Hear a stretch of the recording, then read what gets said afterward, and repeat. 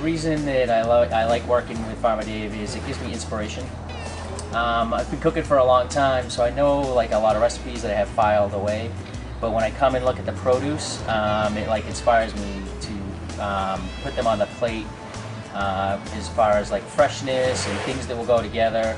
Like I have some really nice tomatoes, the first ones of the season which are coming out. And then we have some really nice lettuces, romaine, and the red leaf that we had talked about. And what I'll do is put them together in like a really nice salmon salad. So I'll pan sear some salmon, then I'll put it over some greens that are just lightly dressed, and then I'll top it with some tomato relish. And I kind of think after I pick it up and put it in my car as I'm on my way to Fuse, what I'm going to do with the dishes. I don't necessarily come here with any preconceived ideas of what I'm going to do.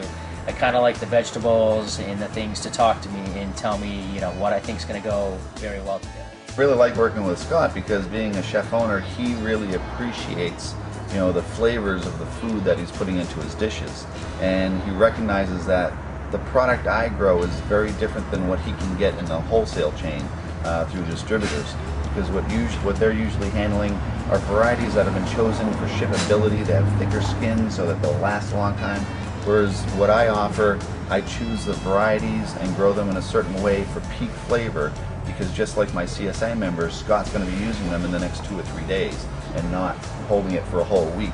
So he's looking for that flavor rather than that holding capability, and that's what really makes the difference.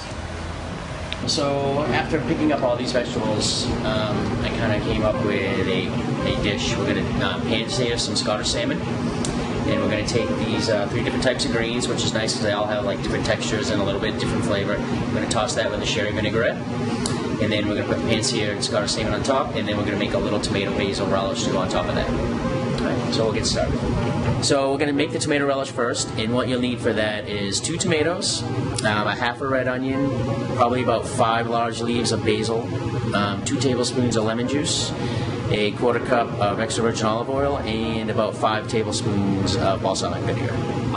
All my vinaigrettes I do a 3-to-1 ratio, 3 parts oil to 1 part vinegar. Probably going to use about a half a shallot, and we're going to fine dice that, and then we're going to mix it with some sherry vinegar. Now I'll add some salt, add a little bit of black pepper, and we're going to add a little bit of mustard powder,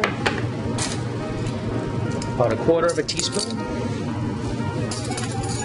And we're going to add 1 teaspoon of honey, and we'll whisk that around a little bit. Just going to add the oil pretty much all at once and then whisk it around. If I wanted to have emulsified one, I would slowly add it and whisk it, but we're just going to add it all right. So now we get a pan, get it nice and hot, put a little oil in. Now whenever you're searing anything, you always want to put this side closest to you in the pan first, and then drop it. And then, put a little salt, pepper on the backside. I like to season only on the backside. You could do this on the grill too. You could grill the salmon if you were cooking outside and you want to just utilize the grill. You could do all of this right outside. You cut your tomatoes, make your relish, make your vinaigrette, grill your salmon all outside by the pool or on your deck or whatever. Now it's time to put it all together. So we'll take the sherry vinaigrette, and then you just want to mix it up a little bit so you get some oil and vinegar. Drizzle it all over the greens, put it right on top of the salad. Then we'll garnish it with some of this really nice tomato basil relish that we made.